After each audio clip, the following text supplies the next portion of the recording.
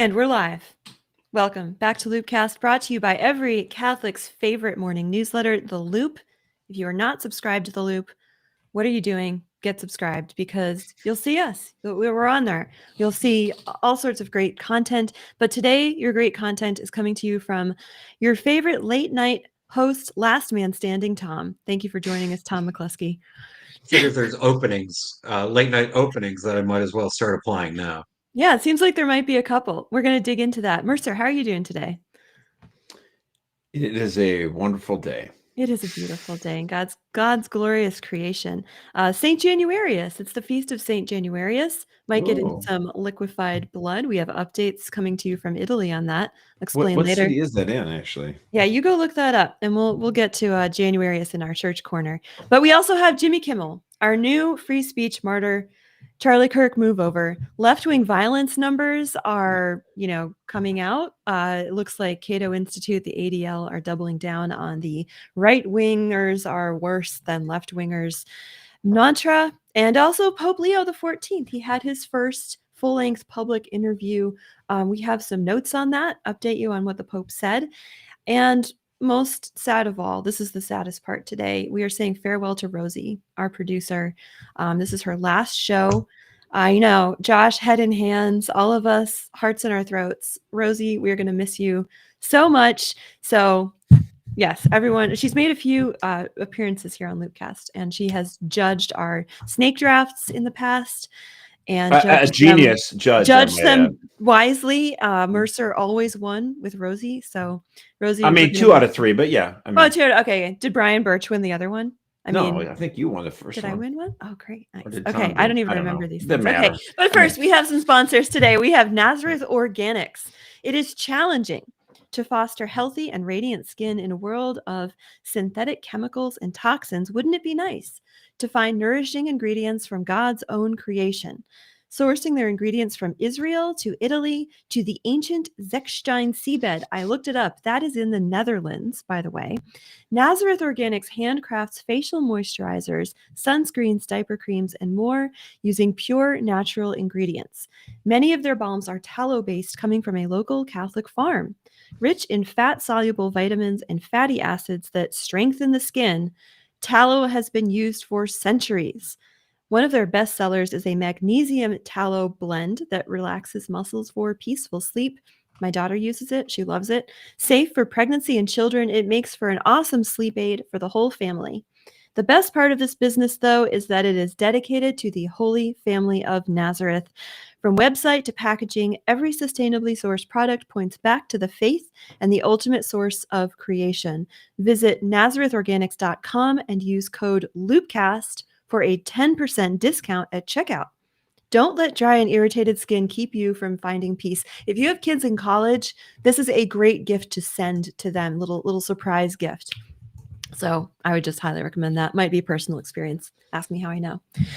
Nazareth Organics, thank you so much. And let's dig into it. So the buzz is we've entered North Korea. That's what I believe Governor Tim Walz said on MSNBC this morning. Why? Because Jimmy Kimmel was fired from Disney. I want to give you the actual timeline of events here so you can start judging for yourselves and thinking for yourselves. But the funniest part, of course, is that now the left is calling for boycotts of Disney, which is just sort of the cherry on top. So here's what a dream. What a dream. It is amazing. I mean, Trump is playing them like a maestro, if that's what's happening. But here we go. This is what happened Monday evening on late night television, which I do not watch, but apparently a couple of people still do. Jimmy Kimmel, in his monologue, made some incendiary comments about Charlie Kirk's death and his killer. And I'm just going to let him speak for himself here. So, Simon, can we roll the tape of Jimmy and his last hurrah? There was, we hit some new lows over the weekend with the MAGA gang desperately trying to characterize this kid who murdered Charlie Kirk as anything other than one of them and doing everything they can to score political points from it. In between the finger pointing, there was grieving. On Friday, the White House flew the flags at half staff, which got some criticism. But on a human level, you can see how hard the president is taking this. My condolences on the loss of your friend Charlie Kirk. May I ask, sir, personally, how are you holding up over the last day and a half, sir? I think very good. And by the way, right there, you see all the trucks? They've just started construction of the new ballroom for the White House, which is something they've been trying to get, as you know, for about 150 years. And it's going to be a beauty. Yes. All right. He's at the fourth stage of grief. Yeah. So of course the joke is that, Trump deflects this one reporter's it's just stupid. Well, But it's where he dumb, but really, that's not the end of the world. it's not the end of the world, but where he really got in trouble was saying that the Charlie Kirk's shooter was a MAGA. He was a right wing, and that MAGA supporters are trying to deflect from this, which is a vile lie at this point. Every indication we have from everything that's been released by the FBI, by the Utah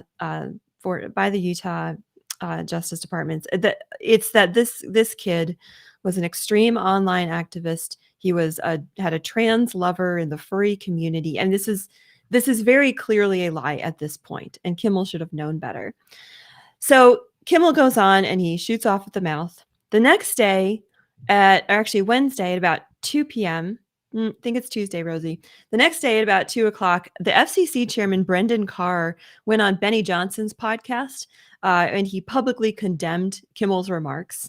And he called them truly sick, suggested that ABC could be held accountable by the FCC for remarks like this. And I just want to read exactly what he said.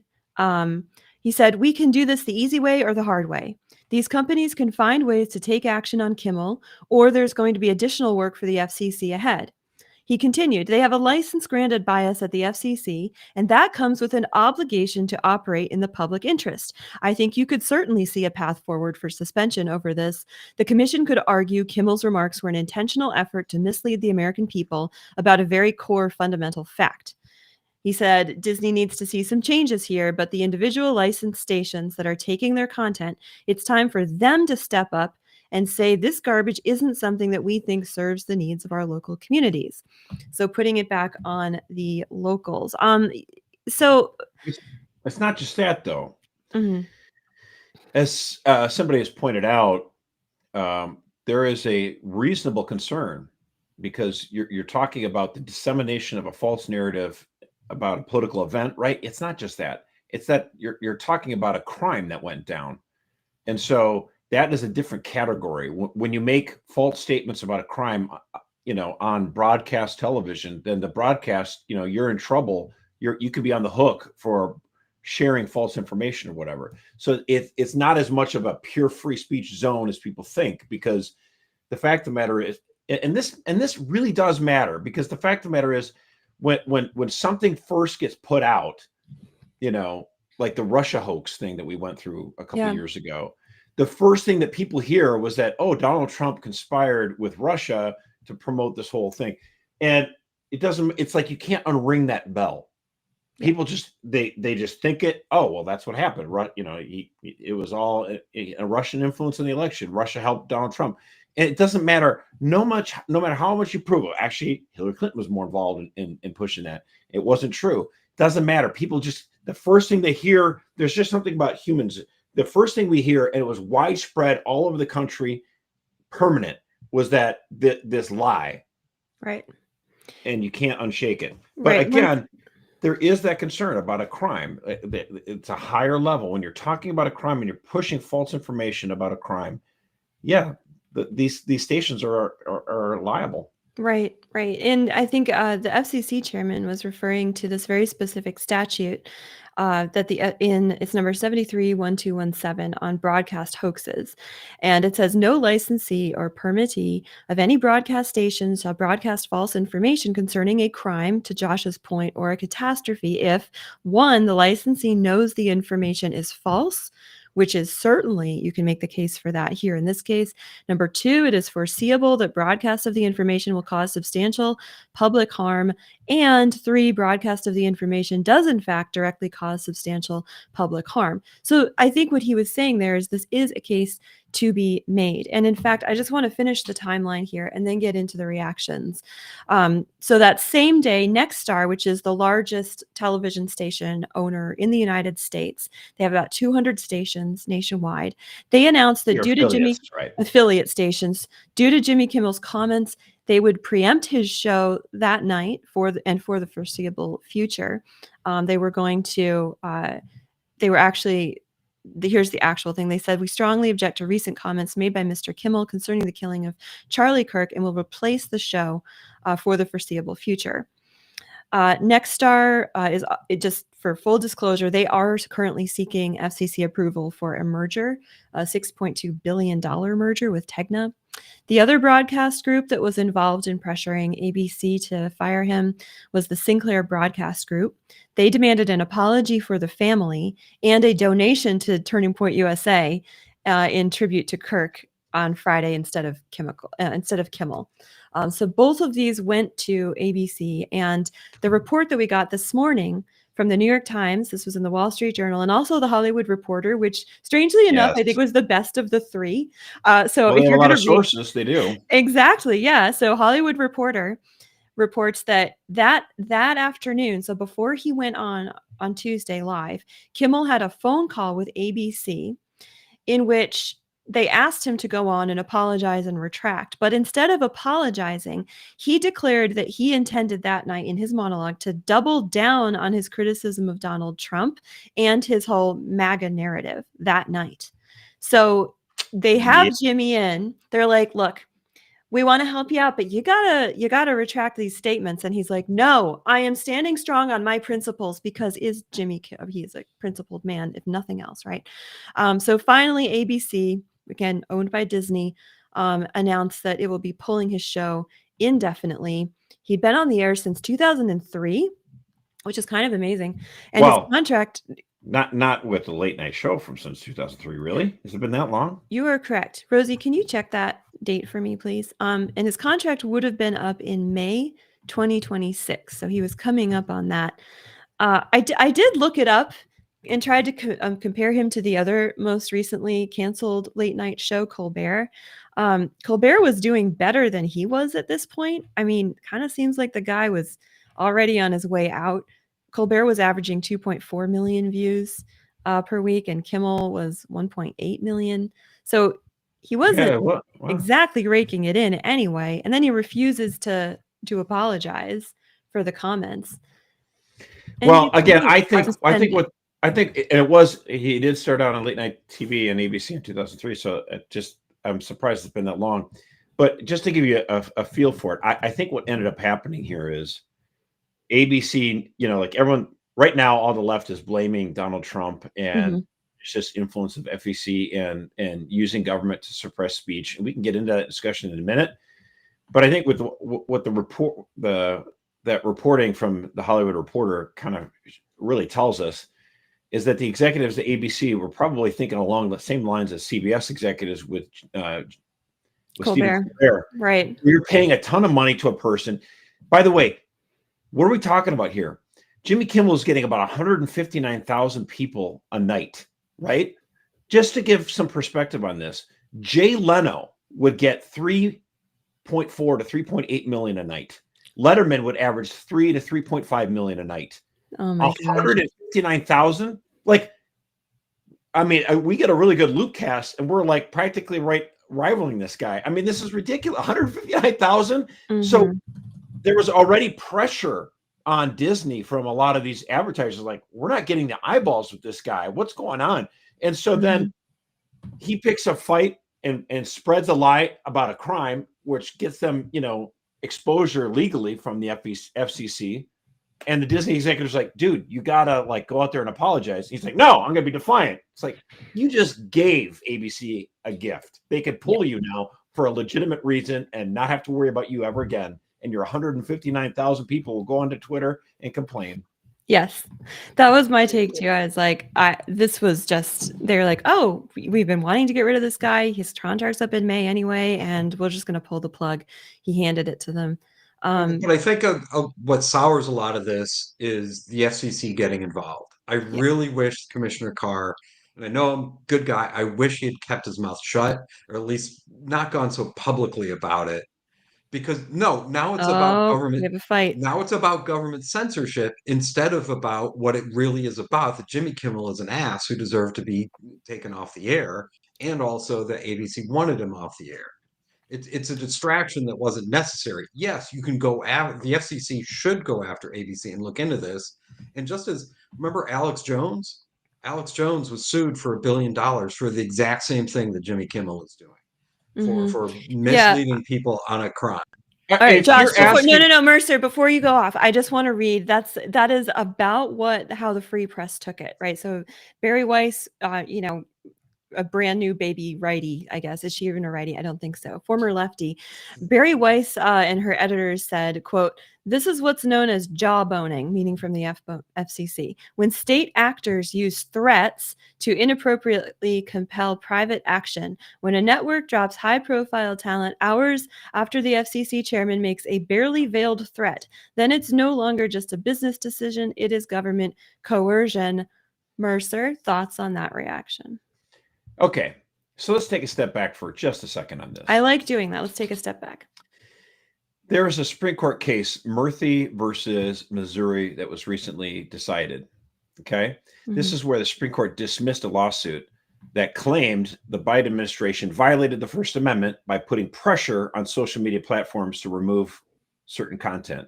I was extremely disappointed that the Supreme Court threw this out because I'm like, you had agencies of the federal government, like the FBI, that were coordinating with social media companies to remove the social media posts of private U.S. citizens. Now,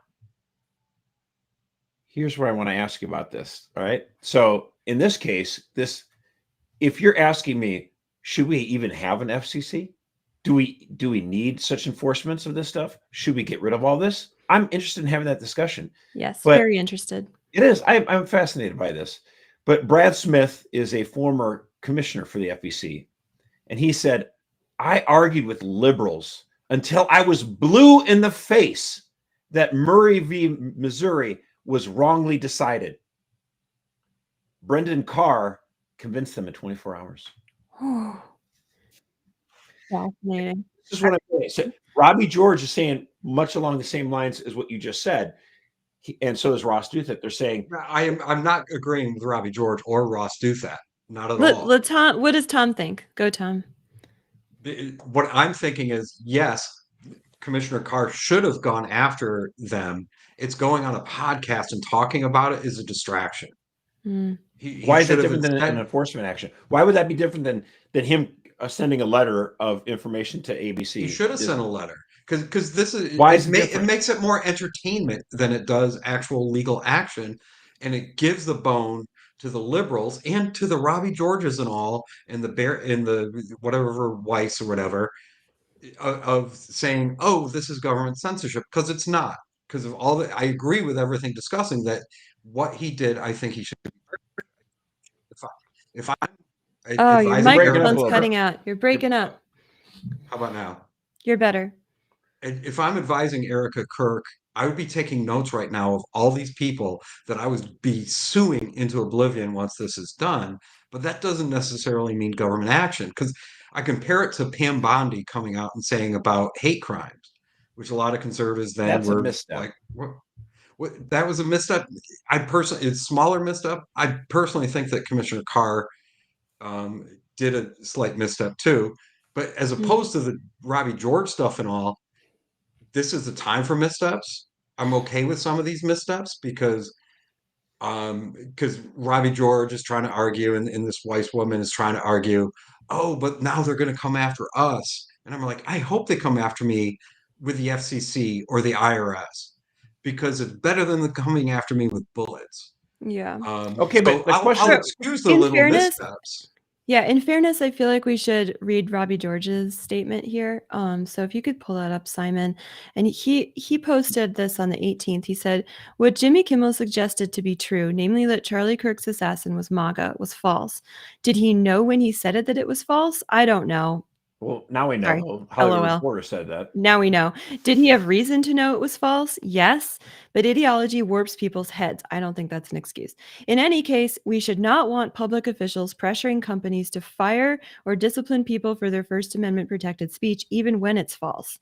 It is simply too great a threat to civil liberty. Democrats and liberals are saying that now, but with honorable exceptions. They have no credibility. When the shoe was on the other foot during the Biden years, they were not ardent free speech defenders. They did not raise their voices against government officers pressuring media outlets and platforms. Too often, they allowed themselves to become apologists for it. Shame on them. But their hypocrisy does not justify a complacent attitude today for many of us when government officials pressure media outlets on speech issues. Those of us who did defend First Amendment principles during the Biden years need to be no less outspoken in defending them today. We mustn't be hypocrites. It's bad when media disseminates falsehoods, but the way to fight back is by telling the truth, exercising our own free speech rights. To condemn the lying and the liars, it is simply unsafe to trust government officials with the power to, in effect, regulate First Amendment protected speech. It is power too easily abused. I am 100% against Robbie Georgeism. The fact of the matter is, okay, does the FCC have legitimate regulatory and licensing authority over the public airways or not? If it does, and conservatives refuse to use it at all, it amounts to a one-way street in which the left will use its power to hammer the public airways to move it to the left and further to the left. So we either use it or we lose it. I would love to lose the FCC. I would love for it to be gone. But the fact of the matter is, if what's happened over the last 20 years is the left uses power, it gains power, it exercises its power. And then when the right gets in there, nothing. Until Trump comes along, it was just nothing. We would just hold the fort. And so you just keep moving to the left. It's not going to work this way. Ultimately, I mean, this just kind of, it just, again, sort of drives me crazy. Like if we want to have it, the only way to change hearts and minds on the left, because what they believe is they believe that everything they do is so justified that they can violate every single principle. And until we make them feel the pain of their own medicine, they'll never change their minds. So like what Brad Smith said, the only time they could get liberals to actually agree with his reasoning behind, against Biden doing this on social media posts is for Trump and Brendan Carr to have done this. And now the liberals are like, we should never have government making decisions that would cause companies to get rid of people for free speech. They didn't say a damn thing when Dave Chappelle, Joe Rogan, Megyn Kelly, Tucker Carlson, J.K. Rowling, Gina Carano, she was on Disney. Yeah. They didn't say a darn thing. And so only when we exercise the same power that they have exercised, do they suddenly get religion on this? Do they suddenly realize, wait a minute, now we need to have free speech? And that's when this is the opportunity to say, okay, do you want to end the FCC? Do you want to get rid of the FCC? This is how we can do this. But it never happens if we do what Robbie George recommends, which is in his mind, apparently, the worst thing you could ever do is to be a hypocrite. And I kind of think allowing the left to destroy free speech, and then when it comes to our turn, not to make them feel their own medicine, I think that's worse. Hypocrisy is, look, I get it. Logic, the non-contradiction principle. I want a robust First Amendment for free speech, but I'm not going to keep having asymmetrical warfare here while the left is coming for us. Yeah. Okay. They try to put Donald Trump in prison. Okay. So let's have a discussion about, and our biggest free speech advocate was just murdered in cold blood and they laughed at it. So like, we really have to let the left feel the pain of the medicine that they've been inflicting on others. And then maybe we can have an actual bipartisan opportunity to say, okay, now that we've both kind of dealt with this pain, how can we actually get to a place of peace? But we don't get to a place of peace, as Robbie George is saying, by saying, we can't do that. Let's put down our guns. Let's put down our arms. Let's never use any mechanism. And I'm saying arms rhetorically. No, we can't use the same mechanisms of the bureaucracy that they use. Give me a break. Yeah. Tom, did you want to add? I'm with you 100%. I've been arguing this all week, both privately and publicly with members of Congress and all. I wish he hadn't gone on the podcast. I think that's just where we might Mhm. differ. I want them to go after. And the people I've been arguing with, it's the Senator Langfords and a favorite of this podcast. And I talked with Mike Pence's staff, and I think Robbie George is there too. And they're going out there. They're using arguments from like 20 or 30 years ago, Yeah. and Right. that It feels like you know, 1990. there's problem, and I know this is going into another segment, but there's problems on both sides. And I was in a number of meetings this week, and when somebody brought it up, there's problems on both sides. I asked anybody in that room who ever thought about killing one of their opponents or Right. shooting one of their opponents just because they disagreed with what they said. And nobody raised their hand. And I go, we're not equal. We're Mhm. not It's not equal. the same. There is no moral equivalency there. Yeah, and we'll get into that in just a minute with these new reports. But yeah, and I think too, like I wanted to make a distinction between the First Amendment rights, like our constitutional free speech rights and our legal free speech rights. And when it was the progressives who put the FCC in place, I believe it was under Johnson. I saw other people tracing it back to the Kennedy administration. It's But back when we to started, FDR because of the radio, I believe. I all mean, right, well, we'll it might go have had a different name, all the way but back. it started with that. I mean, Right, this desire to have the government be able to regulate broadcasting and be sort of like the fact checker of what's going out on the airwaves. That's the root of it. And like you said, I am all for if this pushes. We know what I would love to see. I would love to see a Democrat bring a bill to the House to disband the FCC Yeah. from the Democratic side. Like if that's what it takes to get deregulation going on there, great. Now, there's those kinds of free speech thing. More actually, Erica, What? it came about in 1934, and it was because FDR couldn't regulate newspapers. People will not believe me when I say this. FDR's main concern, he was so frustrated, he gets so angry because of what? All the newspapers across the United States, almost all of them back when he was president, were conservative. Yeah. It's hard to He believe. hated it. The vast majority of newspapers in the 1930s were conservative. And that's why FDR was so big on an inheritance tax, so that when the owner of the newspaper would, the publisher would pass it on to his kids, he'd have to pay a super high tax. So eventually they would just sell it and form a corporation or whatever. And then what happens? They would drift further to the left. So he was like, we need a ministry of truth. We'll call it they couldn't regulate newspapers because of the whole Constitution, right? But they could regulate radio. And that's why they brought in because it's radio is licensed and it's broadcast over the air, and right. no one owns the air. And so this is the justification they use for it. Yeah. I think we want to use that tool as aggressively as possible so that Democrats go, let's get rid of the FCC. And I'm like, I love it. That would be the best possible outcome. So there's that element of free speech, but then there's also just sort of like the cultural and moral idea of free speech.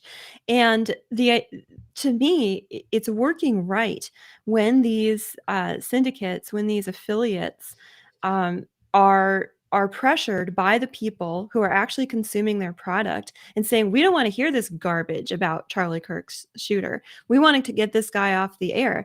And to me, bringing back some of that cultural pressure and the idea of taboos and the idea of things we just don't say in decent American society, like having that cultural conversation is way more interesting to me, because there should be a level of shame. There should be the idea that if you're a public figure, someone with even 159,000 people who watch you every night, that you have some kind of responsibility to the truth and decency. And to me, that cultural idea of free speech needs to be a conversation. And the left has just been so used to not having to have that conversation because they've had the monopoly on all of these outlets for so long. They're like, wait, people might not like it when I say things like Charlie Kirk's shooter was really an undercover MAGA operative. I'm going to get fired for that.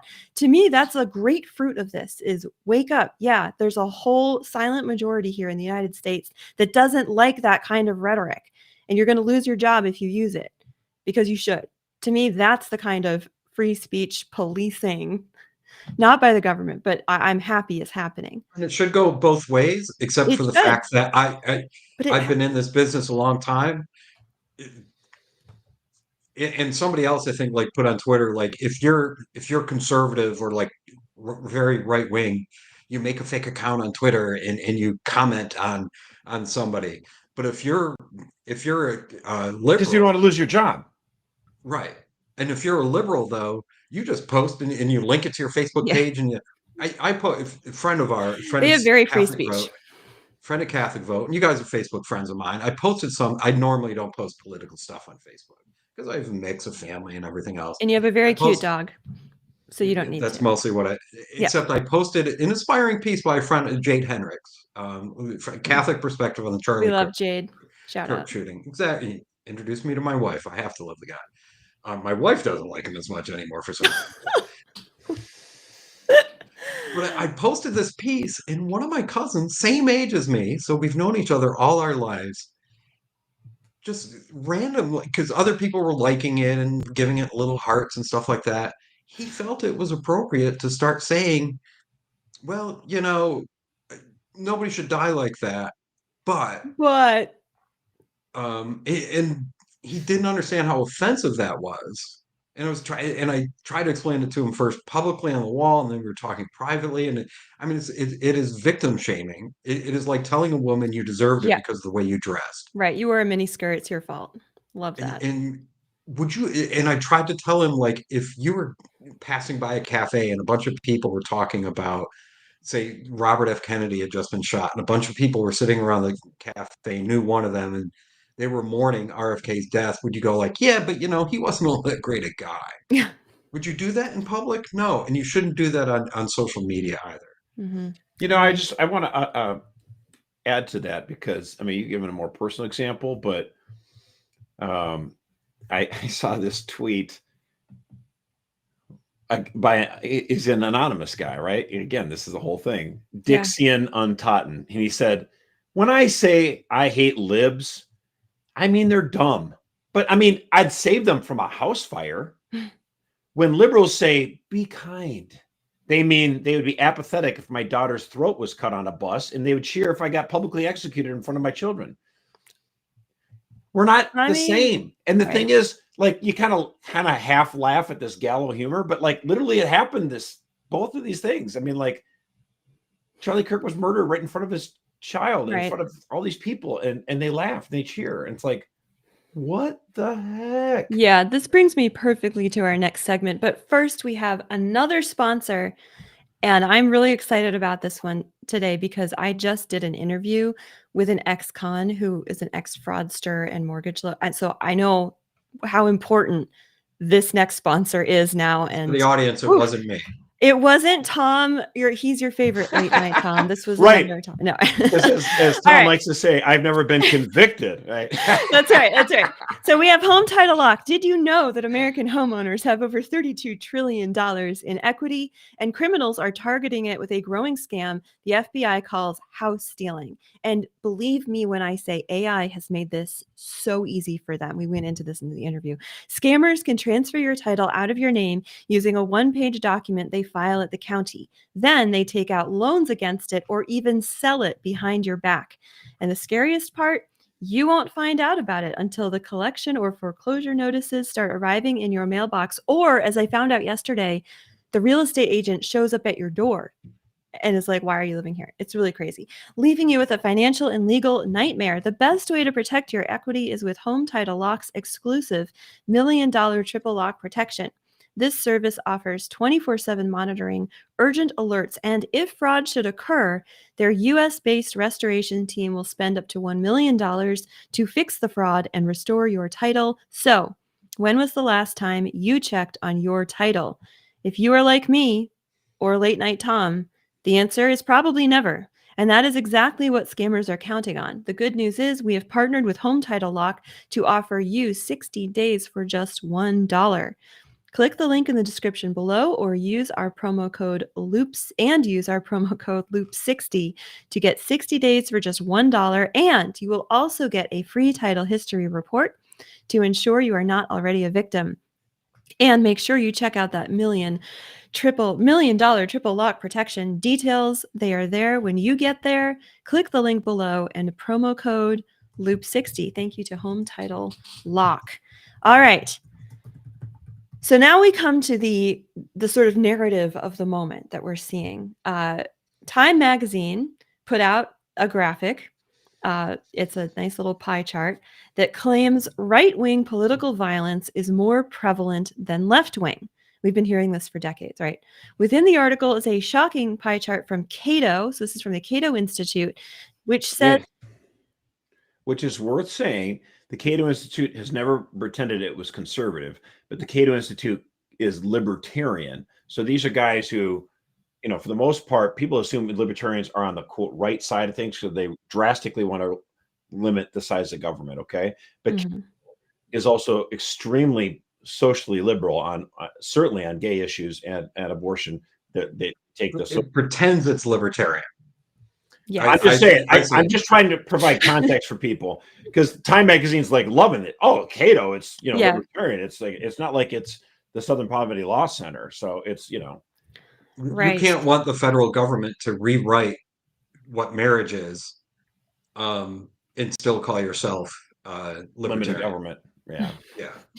Yes. All right. So we get this pie chart that says since 1975, 391 political murders have been motivated by ideology, with only 65 being left wing.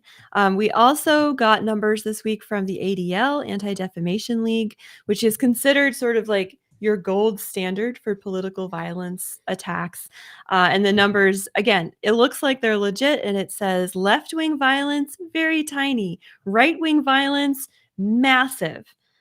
And I started going through the numbers on the ADL. I went through the heat map on ADL. I started going through, and it's a little bit fudgy. I have to say, the first thing, as a member of CatholicVote, and we have been tracking hate crimes, vandalism at Catholic churches and pregnancy resource centers. So far, in about 3 hours of research, I'm only about 10% through their list. I have seen one of the incidents on our trackers show up in theirs. It's also really interesting. Example, like Darrell Brooks and Rodney Hinton are missing from the lists of terrorists. The Las Vegas shooting is not mentioned at all. There's just really strange cases that aren't mentioned. No, I just want to get into that just a second.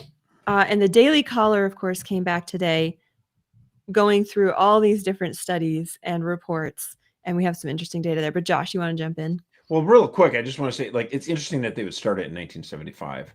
If you started in 1968, you would have been able to include the political murders of MLK, RFK, and then starting in 1969, running through 1977, you have a domestic terrorist organization called the Weather Underground, right, that committed 5 bombings on average a day for the entire 8 years they're running, and they were all communist left-wing people.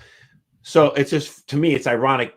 You started in 1975 as Weather Underground is waning and almost being done, and of course the reason, as Mark Hemingway said, the reason Weather Underground stopped their bombings is because all these guys got hired as professors in academia. So they we won. So, the bombings worked. So to me, you're going to do a 40-year span of political terrorism and murders and attacks. And you're going to start it right after the largest domestic terrorist organization had basically put down its arms. Wow.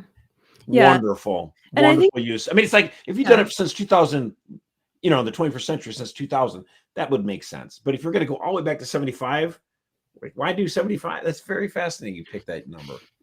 Interesting stuff. And I think it's important to equip yourself with the talking points on this, because you hear it so often that, oh, well, left-wing violence is so much less than right-wing violence. And of course, after the Charlie Kirk murder, this is the left scrambling to say like, oh, it wasn't us. Like, you guys are so much worse than we are. And you can go through these. Like I said, Daily Caller has a great rundown. We should put that in the chat. Everyone should read that article that came out just this morning. But they talk about the ADL's methodology, bundling non-political crimes like domestic violence, gang killings, mental health drive murders into right-wing violence. I also went through and I noticed that on all of the anti-Semitic attacks, they only cross-label the right-wing ones. They don't cross-label the left-wing ones. So if you sort for anti-Semitic attacks and you get, say, 100 of them, and then you decide to sort it into how many of these were left-wing, like pro-Hamas or pro-Palestinian attacks, you get 0 because they don't cross-label them. And if you sort by right wing, though, you're going to get all of the neo-Nazis and the Proud Boys, like when they put stickers on telephone poles. It's just not honest. It is not honest reporting. Same with the Cato study. It only focuses on politically motivated killers who caused 1 death. The categories are highly subjective for what they're doing. And all of this is categorization and labeling issues. So yeah, I mean, the question again, is, you got to educate yourself on these in talking about Charlie Kirk, people are like, oh, well, there's violence against Democrats too. Like, and it's true that Governor Josh Shapiro of Pennsylvania is a Democrat, and his house was set on fire. And that's a very serious thing. It's just that happens to be an absolutely pro-Palestinian leftist who did the fire. So if a leftist attacks a Democrat, is that right-wing violence? I mean, if it's against a Democrat, then you can put the number there. So people can do all sorts of fudging with the statistics here.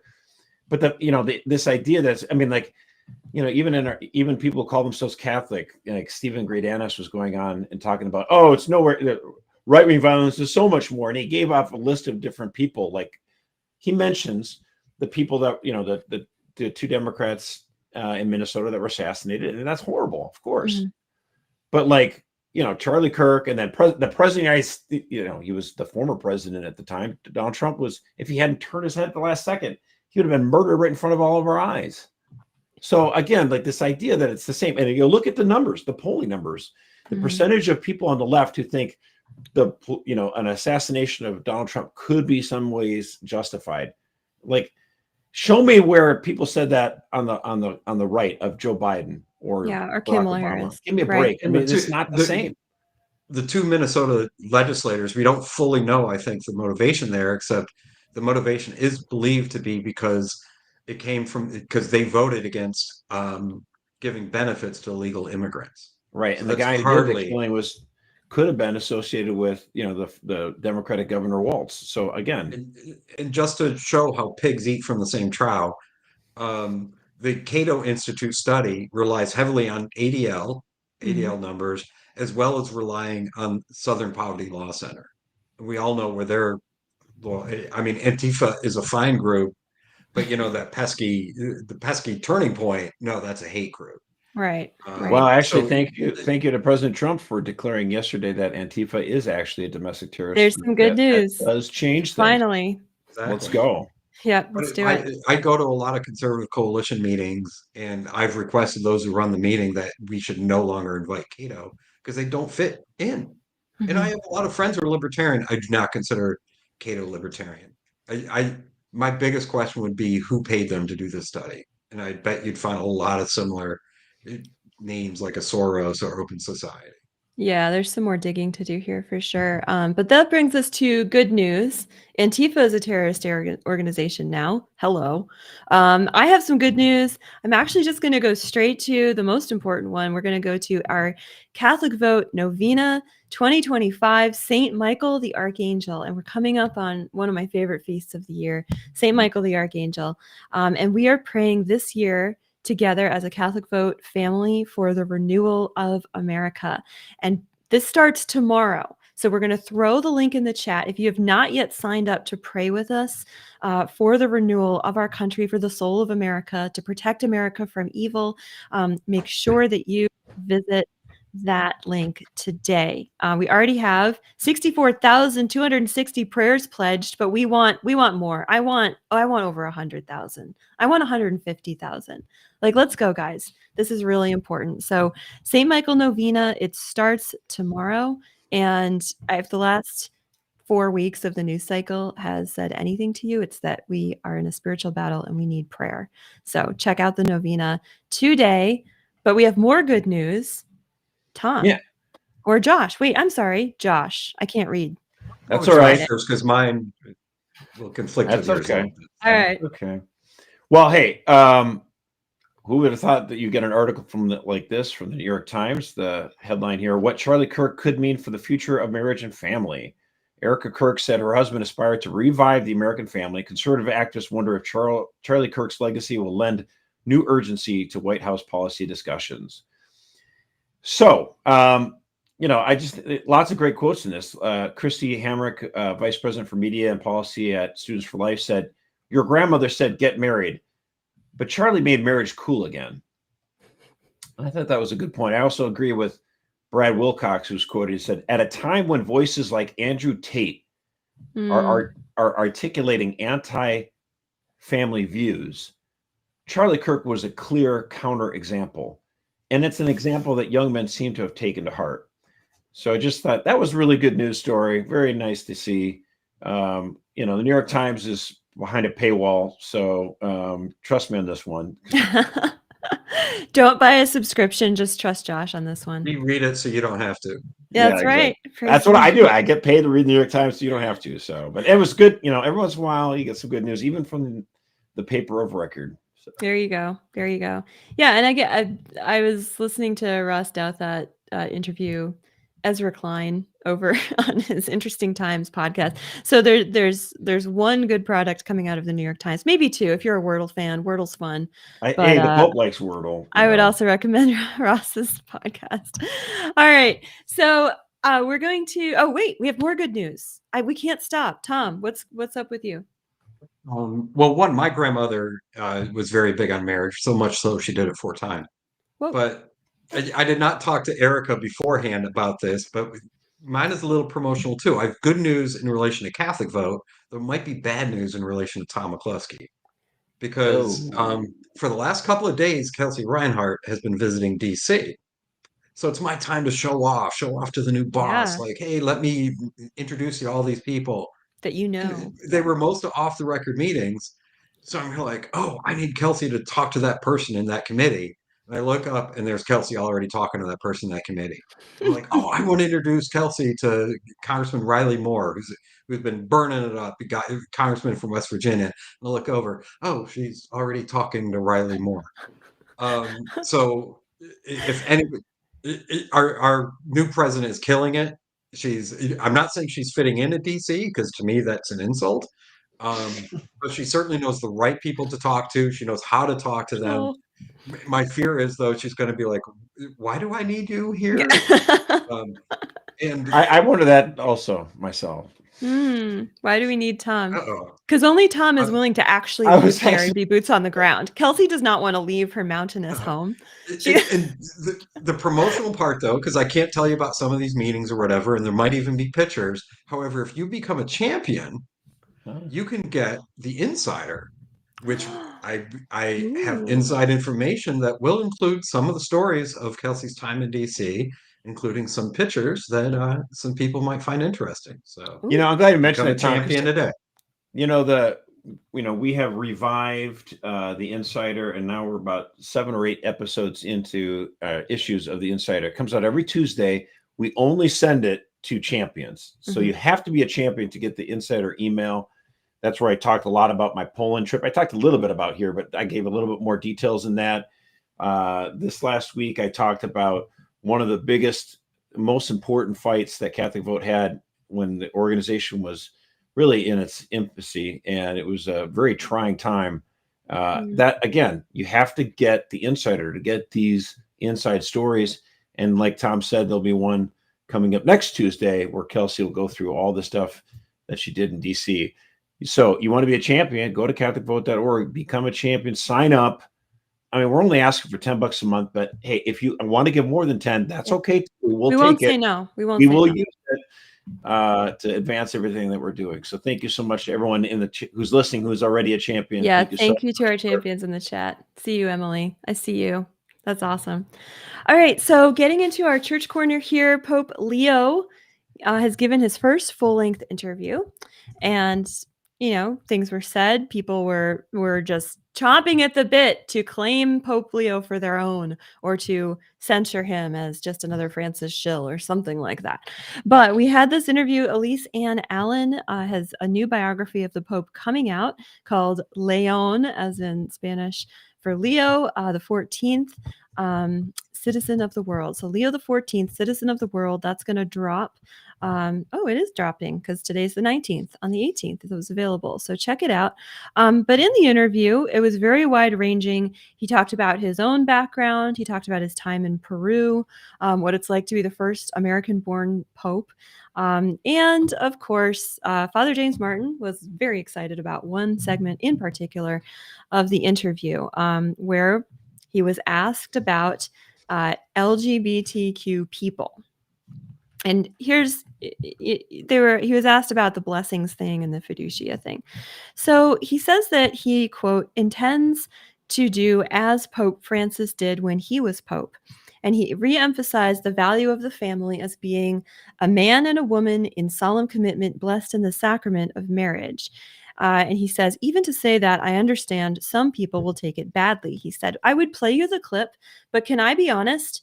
Whoever showed up with this camera and setup and lighting, like it is not great production quality. It was kind of like someone showing up to a wedding with sweatpants on. Like that's about the equivalent. So guys, next time you get the first interview with the Pope, like at least get a camera that I have here for LOOPcast and like a Yeti or something. But anyway, that's why I'm not playing it. I'm reading you his words. Being a man and a woman in solemn commitment, he says, I understand some people will take that badly. And then he criticized church groups in Northern Europe, hello Germany, who he said are organizing ritual blessings of people who love one another as a way of endorsing same-sex unions. He said this goes specifically against the document that Pope Francis approved, interesting way of putting it, Fiducia Supplicans, which basically says, of course we can bless all people, but it can't look like a way of ritualizing some kind of blessing, because that's not what the church teaches.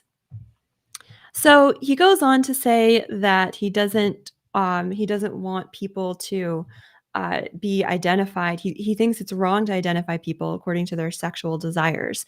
And he doesn't actually use the term LGBTQ people at all, because he makes it very clear that speaking in this way puts a label on them, and that the church welcomes everyone. He says, todos, todos, todos. That's what Pope Francis used to say. And that people should not be labeled in this way. Father James Martin gets on and is like, oh, good, look. The Pope is just like Francis. He's just like Francis, and we are hopeful that in the future the church can change, but that it's not ready to yet. And it was an interesting take on this. I don't know if you all had a chance to read the interview, but it certainly seems like a little bit of a spin on what Pope Leo actually said. I mean, of course, James Martin's always going to spin what the Pope says, but I just can't help but think after this. I mean, I'm not as up in arms, but there's certainly a lot of traditionalists and conservatives who are rightly worried, expressing concerns, and the concerns are not wholly unjustified. It just makes me again think of that brilliant article that Erica, that you pointed out earlier this month that Robert Royal had, and I would just again encourage people to go to the Catholic thing. It's Leo. You can just go to Catholic thing and look at Robert Royal's index of articles, but it's Leo and the Fabius Maximus factor. Fabius Maximus. Right. And the idea is that Fabius Maximus is regarded by Virgil in the Aeneid as a really, really good Roman general, simply because, not that he had these massive victories, it's that he kept the armies alive and delayed Hannibal from coming in and just destroying everybody. Yeah. And there's value in that. There's value in like delaying and, in other words, the idea being that Fabius Maximus is an analogy for the way Pope Leo seems to be handling this issue. Right. So like you just kind of hope and delay so that you can build up your troops and eventually win the day. You fight to what is the term you Live to fight another day. That's it. Or live to die another day if you're right. I mean, so in other words, but the question remains Right. is like, how long, as Robert Royal is getting at how can you, there's a risk in this factor. Mhm. In that strategy. Be And that's- precise. I mean, like the conservatives would love to have had a pope that would go, like an Arinze, would just go, no, homosexuals, it's an abomination against God, and this kind of stuff, and just say it like loud and clear. Homosexual activity is sinful, right? Yes, I'm sorry. Yes, You cannot bless homosexual- sin. Nothing wrong Right. with the person per se, of Right. course. It's the anyway. The I got question you then back, Josh. gets to is, but this delay strategy of like hopefully like using words to kind of give yourself time and address it down the road, hopefully that's a risky strategy because look, the entire culture, entertainment culture, the news media culture, most of the West, the United States, were actually fighting on these issues. Mhm. Other countries, like Italy, maybe a little bit of fight, going back and forth, but predominantly the sexual revolution has conquered Western society. Right. And so, we need to have a strong voice to push back at it. Maybe not like in your face necessarily, but this idea of just kind of like delay, and hopefully, who's to say 5 years from now, 4 years from now, we're going to be in a better position of, to push back at this. So that Right. I would just recommend that article by Robert Royal. It's called Leo and the Fabius Maximus Factor. That It's will write really, the really Catholic good. Yeah, I had not seen the interview or anything, but I really like your approach to this, Josh, and it reminds me, and I don't want to conflate like the Pope and the President, and they both certainly have different roles, but for years we'd have Republican presidents who would say they're going to fight against these liberal theologies that were being Mhm. thrown at us, their ideologies in the case of politics, Yeah. except they really weren't. And we would, if we took one step forward, the other side was taking 5 or 6 steps forward. And that's Right. how we got President Yeah. Trump, because President Trump was just like, no, Yeah. this ends now. Right. At least definitely in Trump point two. So Okay, your microphone's So- cutting your out again. mic's going out. But Jiggle that, Jack. There and you to go. me, any better? yeah, A little better. Because the Pope needs to worry about, just like the Republican worry about, is you don't want to lose the troops you have. Yeah. right. And if he does take the slow approach, there's a chance he might lose some of the troops. Yeah, before you jump in again, Josh, this seems to be his approach too, which is why I think Robert Royal is so prescient in his diagnosis of the situation. He seemed to take this approach as well with the question of the Latin Mass, with the pre-Vatican II rite, and with China, which also comes up in the interview. And a lot of people were very disturbed last week with the suppression of the Chinese diocese that was loyal to Rome and the elevation of the dioceses that were approved by the Chinese Communist Party. And seeing that, and in fact, in the interview, Leo confirms, he says, I will continue the policy that the Holy See has followed for some years now, which seems to be referring back to that 2018 document.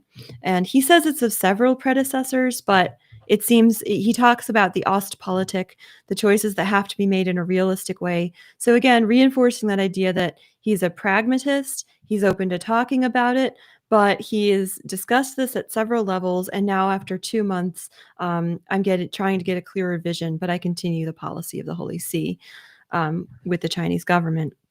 And then with the Latin Mass, again, it seemed like a very much, he seemed almost disinterested in the question. I have to say, he seems much more interested in ending wars, Gaza, hunger, and that seemed, and tech, honestly, like Elon Musk.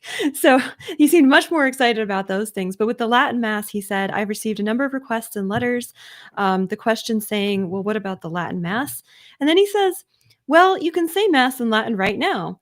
You can say the Vatican II rite in Latin.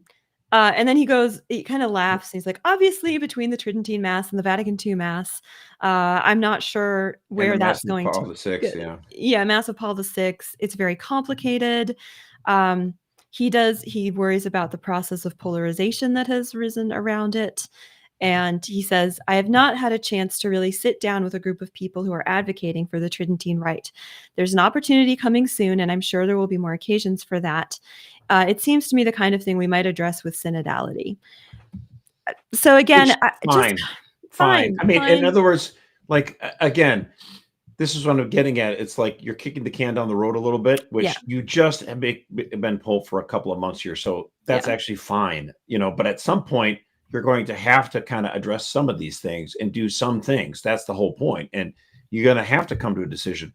And so if you use synodality to say, okay, let's allow for, a little bit more,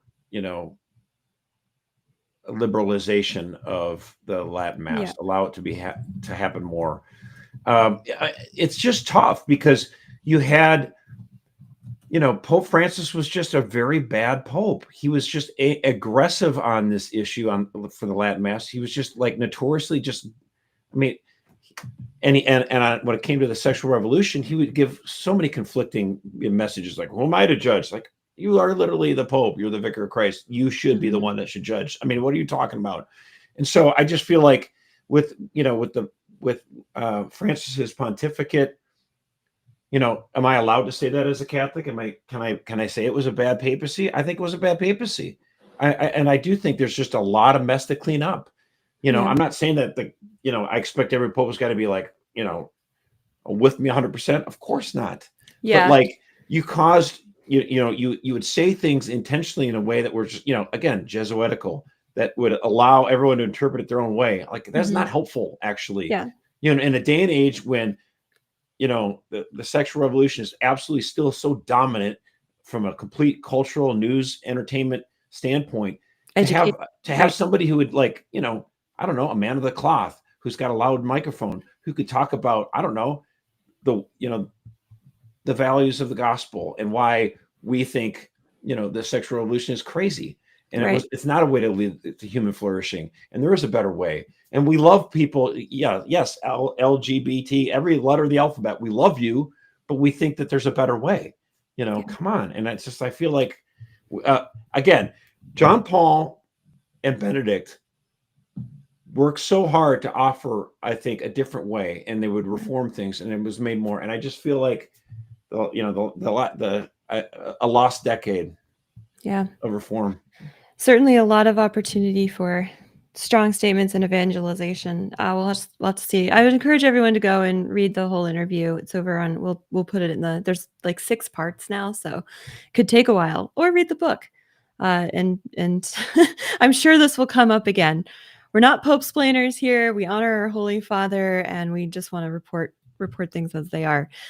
Yes, who are the polarizers? Cigar Mode in the chat. That is an excellent question. One would imagine that people who simply want to adhere to the faith of Jesus Christ would not be the polarizing figures in this controversy. And yes, to Peggy, you do automatically get the insider if you sign up as a champion.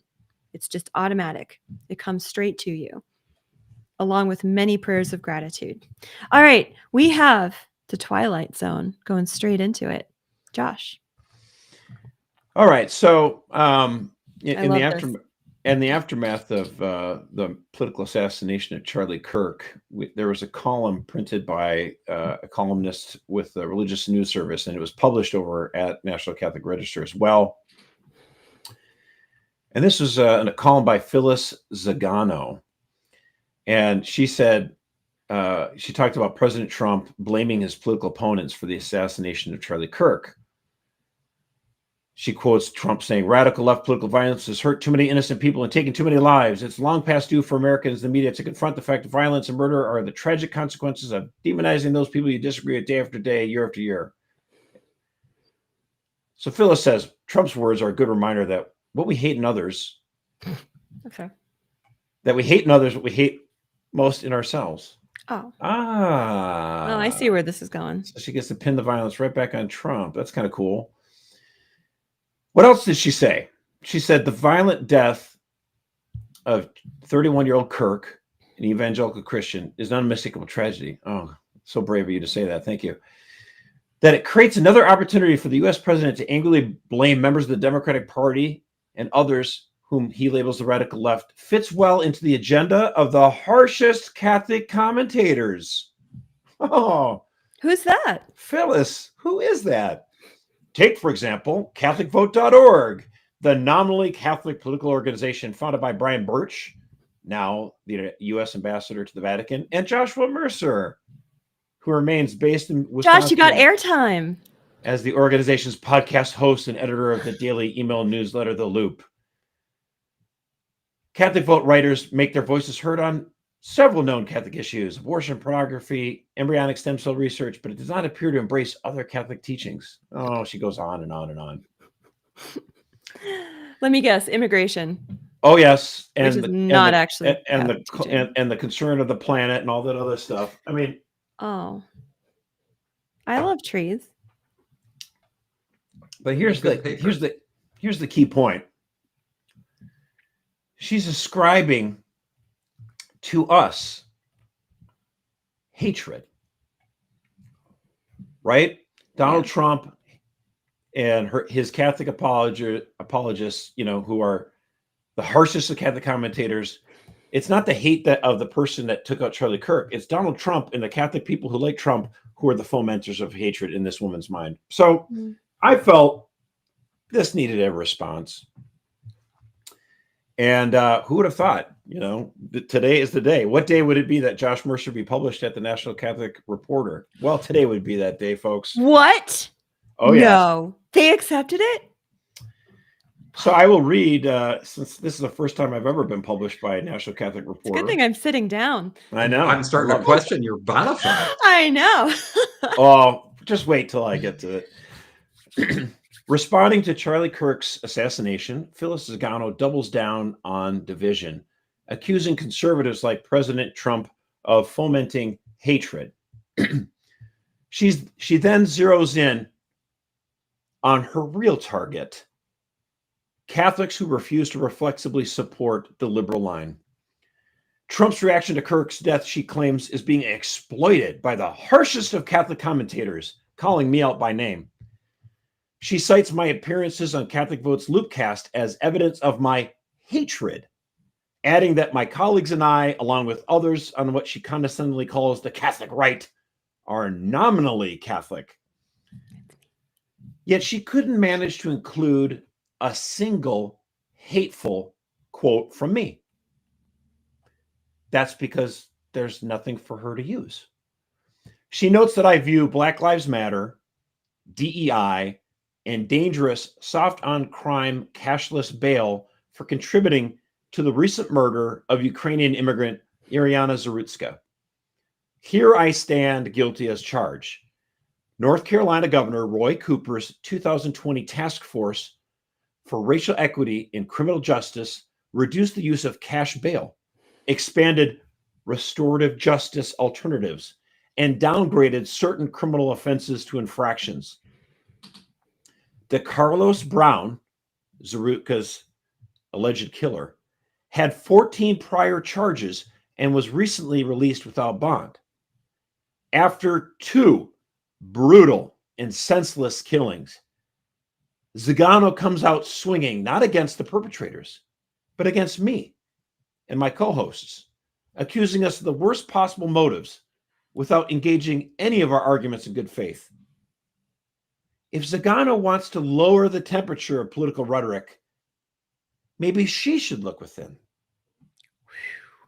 Bam. Well done. And I signed it, Josh Mercer, Petoskey, Michigan, because in fact, I'm on the right side of the lake here, folks. That's it. We have offices in Wisconsin, Michigan, Indiana, Colorado, and Washington, D.C. I'm in the Michigan office, folks. So, but we'll let that one slide. Fact check. That was excellent. Thank you for defending my honor. Appreciate it. Anytime. It's good. And just to And you're remind people, published I'm in just subbing in. So right. he was defending Tom McGazik's honor. I don't want to be put in with these guys. We would never lump you in with us, McCluskey. You are the wind beneath our wings. We couldn't do it without you. Okay, thank you, Josh. That was awesome. My Twilight Zone is our always hoped for miracle. Today is the feast, as I mentioned at the top of the show, of Saint Januarius, one of the 3 days per year when the blood of Saint Januarius, which is kept in 2 little glass, I think they're called amphials, or they're vials. They're glass vials in Naples, Italy, and they liquefy. This is like dried blood that liquefies. The miracle first took place in 1389, at least as far as we have records. And this year, it liquefied. We were very, very happy about this because it doesn't always. The miracle does not always happen. And the Nepalese will tell you that when it doesn't happen, it is always because there is some catastrophe just about to occur. So the most recent times it did not liquefy would be shortly before the outbreak of World War II in Europe, 1939. Did not liquefy in 1943, right before the Germans, right before the Germans took over Italy. And it did not liquefy in 2016 or 2020. So we've had multiple instances of this not happening in recent history. This year it did occur. You can see the video there, and just joy all around. There's no scientific explanation for this. It can sometimes take days to actually liquefy, but it's a really cool thing. I love being Catholic. It's so bodily. So happy St. Januarius Day. No major catastrophes between now and December. Let's hope so. Yes. I mean, Catholicism is a religion of all 5 year senses. I love it. Yeah, it's true. It is so true. And yeah, we hope every year there's 3 days that it liquefies on. Traditionally, the Saturday before the first Sunday in May. Today, his liturgical feast day, and the anniversary of the eruption of Mount Vesuvius in 1631. That's December 16th. Kind of a big deal for Naples, right? Yes, we hope to see it again. That was a major deal for Naples. So happy St. Januarius Day. Mr. McCluskey, take us home. Now, I apologize because I was not able to listen to Wednesday. I haven't listened to the end of Wednesday. So have we talked about Dick Durbin? No, we have not spoken of this. We are waiting word back from. Talk about Twilight Zone. Yeah. What happened with Dick? Should I talk about something else? No, I'll go for it. Okay.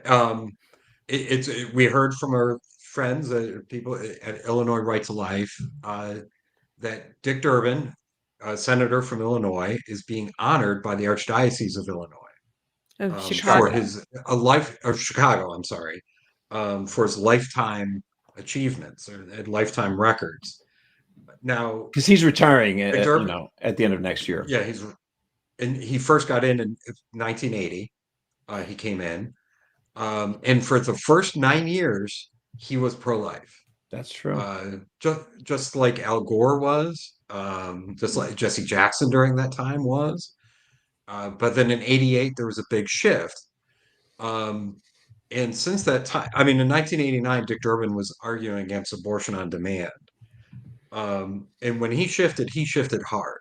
He has stood up for he has stood up for not treating babies that are born alive and spoken out on it. He has not stood up for it when Catholic churches were being attacked. I couldn't find anything in his record or him asking Joe Biden's FBI to do any to look into this or to apply the FACE Act or whatever. I'm really not quite sure. And I look forward to seeing the defense from the Archdiocese of why somebody like this should be honored, because he has not stood up for anything Catholic in decades. Well, not only that, but correct me if I'm wrong. His bishop, he is not a Chicago resident. His bishop is properly Paprocki in Springfield. Is that correct? Correct. Yeah. And if I am not mistaken, he's actually been barred from receiving Holy Communion in his home diocese. So for the Archdiocese of Chicago to be like, let's give him a Lifetime Achievement Award seems a little, I don't know, just indecent among many other adjectives that we could come up with. It's terrible. That is a terrible thing. Yeah, I mean, he has been barred from receiving Holy Communion since 2004. Oh my gosh, because of So his it's not like it's a abortion. new Yeah. thing. It's like, oh, what? We didn't know that? Yeah. It was reaffirmed in This- 2018.